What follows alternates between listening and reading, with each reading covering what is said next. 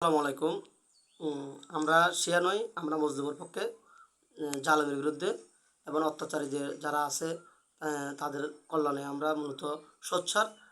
বিশেষ করে আপনারা জানেন সারা বিশ্বের মধ্যে কমার বেশ টুকিটাকি পৃথিবীর এমন কোনো প্রান্তে নাই যেখানে দক্ষিণ বলেন, পূর্ব বলেন, পশ্চিম বলেন, পৃথিবীর প্রতিটি প্রান্ত কোনায় কানায় সব জায়গায় টুকিটাকি কমার বেশ, বিশেষ করে যে মুসলিম উম্মা তারা নির্যাতিত, লাঞ্ছিত, বঞ্চিত, নিপীড়িত, শোষিত হচ্ছে।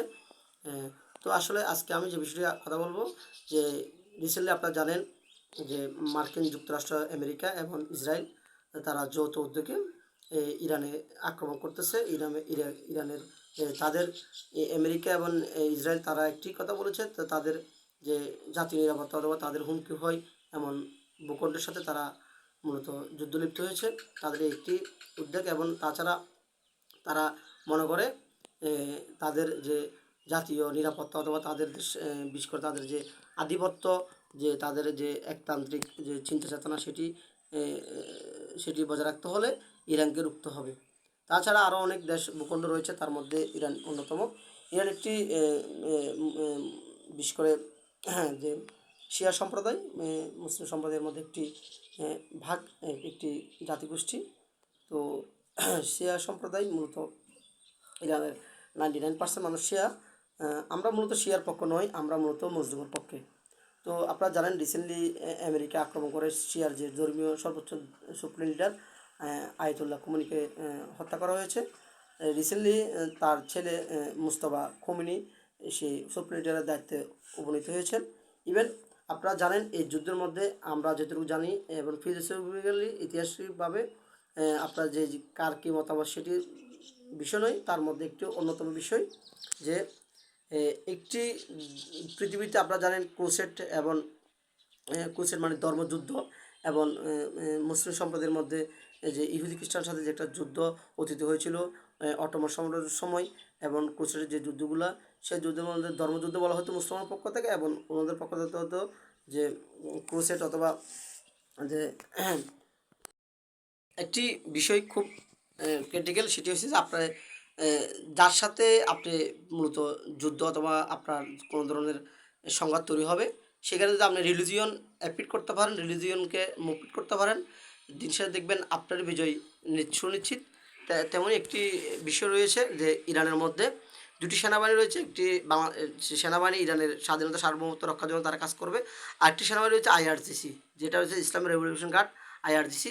তারা মূলত রিলিজিয়ন অথবা ধর্মীয় যে চিন্তা চেতনা নিয়ে তারা মূলত তাদের কনসেপ্টগুলো, তাদের উদ্দেশ্য একটি যে ইরানের যে ইসলামিক বিপ্লব সেটি তারা বজায় রাখুক, তার উদ্যমে তারা কাজ করতেছে। এবং তারা টিকে থাকার কারণে মূলত আমেরিকা হাজার আক্রমণ করলে, আমি একটা আজকে কথা বলে রাখতেছি, সিএকবি পডকাস্টে আমি মিরাজ, আপনার পৃথিবীর এই প্রান্ত থেকে ওই প্রান্তে অথবা এই যুগ থেকে সেই যুগ অথবা আরও সময় চলে যাবে।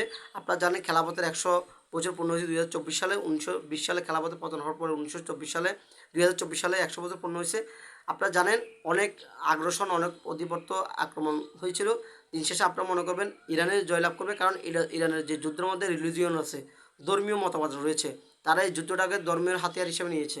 এই যুদ্ধ ইনশাল্লাহ তারাই জয়লাভ করবে।